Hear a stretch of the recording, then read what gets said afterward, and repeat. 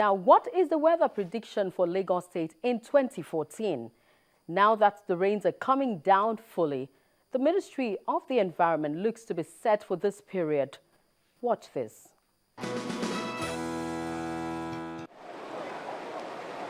2013 was a good year as far as the Lagos State and the rains were concerned. Yes, there were pockets of massive downpour and storms, but no, there were no human casualties or unmitigated disasters. Credit is given by the State's Ministry of the Environment to Divine Providence and a concerted flood control program. It is a program that is still in force as the rains arrive in 2014. Lagos, like other coastal cities in the world, is prone to flooding, and global events can attest to this. However, like we did say earlier, we commenced our deflooding program at the end of last year's rainy season. I am sure some of you will attest to this with our regular talks to trouble spots across the state, which we have also consolidated this year. We intend to sustain and strengthen last year's strategy, which is predicated on the following programs. We have a pre-rain program which has since commenced in January, and we end by the end of this month, and we begin the mid-rain program between April and July. Our post-rain efforts will begin from September and end in September. These periods will be characterized by the following activities. A, massive clearing and dredging of primary and secondary channels, collectors in the state. B, expansion of existing drainage channels in order to contain more storm water. C, lining of many other channels. And fourth, strengthening of resident engineers and drainage maintenance officers to oversee drainage matters in all our local governments and SCDA across the state. Lastly, regular monitoring and oversight, as we've always done. In spite of all this, very little can be achieved without the collaborative efforts of negotiations. I have said it over and over again, that daily occurrence all over the world point to a fact, which is no nation can promise a flood-free state any longer. Even the most industrialized countries in the world cannot make such a promise any longer. Our motto this year is be prepared. Irrespective of seasonal rainfall prediction, we on our part are preparing for the worst scenarios. Our prayer is that with the help of the Almighty God and support of our people, no disaster shall visit us in Lagos. And we shall always keep to the promise of reducing incidents of flooding to the barest minimum. So, just what is the forecast for Lagos in 2014? Indications are that the rainfall should follow normal patterns in Lagos. What you are asking is a long-term thing. That people who live in coastal areas must honestly take note of. Most of them were affected by flood. Yeah, just like most coastal areas in the world were also affected. So it's not just Lagos. All the coastal areas around the world, even in the United States, even in UK, we all saw it on television and so on. We all saw it. So, but how are we managing it? Now, we saw what happened about a year ago or so along the Bar Beach and so on. What are we doing? So you need to visit the place and so on now.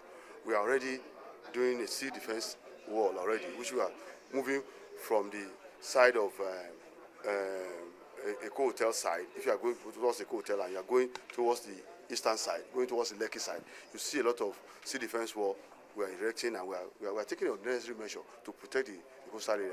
Those are the measures that Lagos State is embarking on at the moment. Still, being a coastal city, Lagos is prone to flooding, and the commissioner doesn't fail to inform on the measures the state is adopting to stem whatever tides may arise. He also reminds Lagos residents on the role they have to play to ensure success. What we are saying is that Ogun, Osun, and those other western states are going to have more rain. And given the fact that the rivers taking water from that area, they flow into Lagos, and it will affect us. So we are not only taking measures, in the last 3 or 4 years or so, we have taken measures beyond Lagos. We have been in touch with the Ogun Osun River Basin Authority, and so we normally liaise with them, and so on the management of the water from the dam, so that the water is not released indiscriminately. Unlike what we had about 3 or 4 years ago, when water was released and the parts of Owode area were heavily flooded and so on. We've not had that for some time now.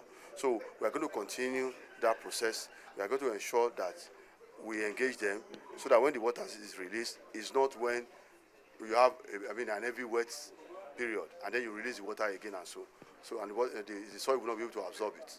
So we are doing that. In fact, we are liaising with them, even though we expect more rain from there, but we are on alert, and we will cooperate with them to ensure that Lagos is flood free.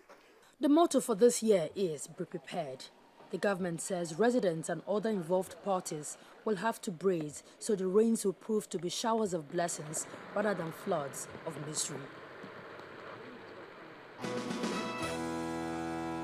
They are part of the society, and I mean those living with disabilities. It is in this view that the First Lady of Lagos State, Dame Abimbola Fashola, paid a visit to those with spinal cord injuries in the state.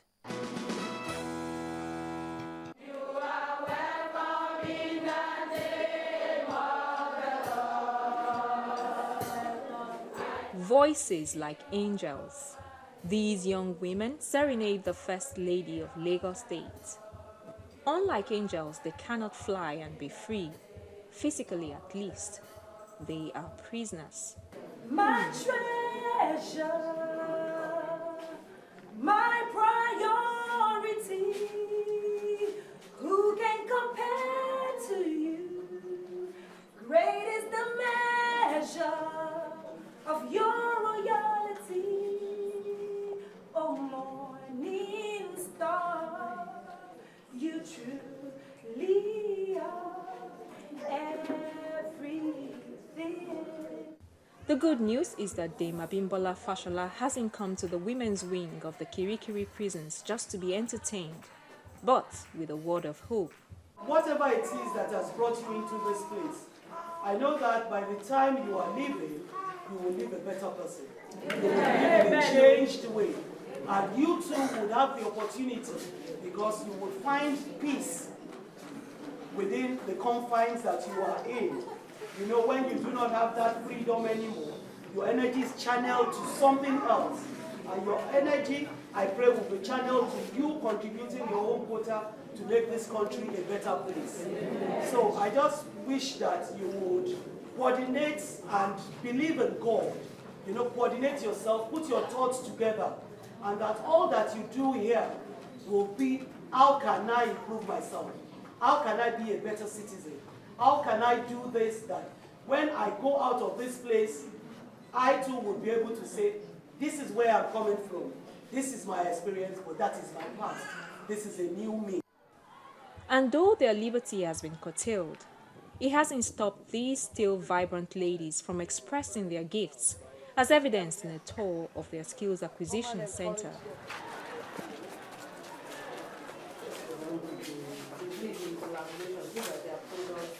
They teach them on various subjects.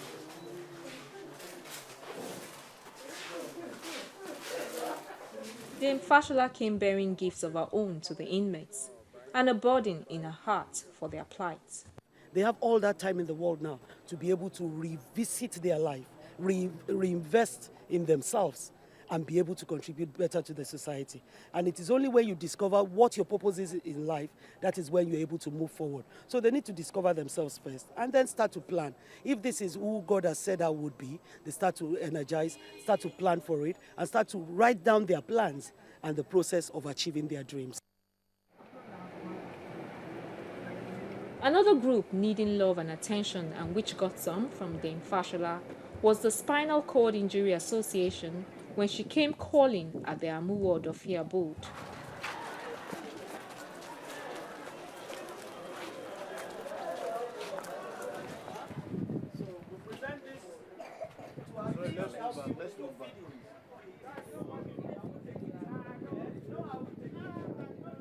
Even our workshop, we're going to show you that our workshop. We have machines, but we've liaised with someone to market our product.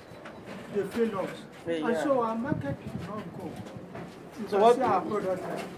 See our product. Okay, the bed sheets, and then so. How do you do your training? We always pay for the clients, but because we have transformers, they charge us 60,000. So it's too high, and we cannot pay. What we are going to do today is to visit you, see what's happening here, and then see how best we can make life meaningful for one another, so that we all have smiles on our faces. For the oil equipment, I know that I sent in somebody to come in to check the oil. And when they check the oil, I think the system you are using is still better. Because if you equip it with the chairs and table, somebody may come in and say they don't want that chair and table.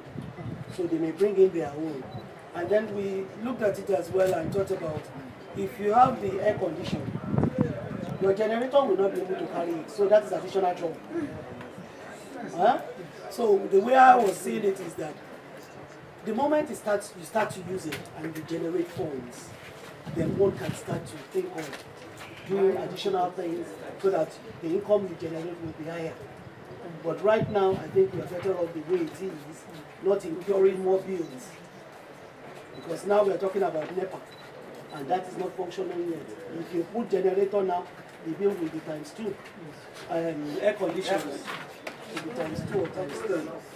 So the way out, I think, is that we should let it generate some funds for you first. And that is, those who have built it should release it to you so that people can come and hire it to have their functions. Two groups on the margin of society, but with members who still have a light to shine. It demands that the more privileged members of society lend a helping hand wherever possible to keep their light from being snuffed out by their plight.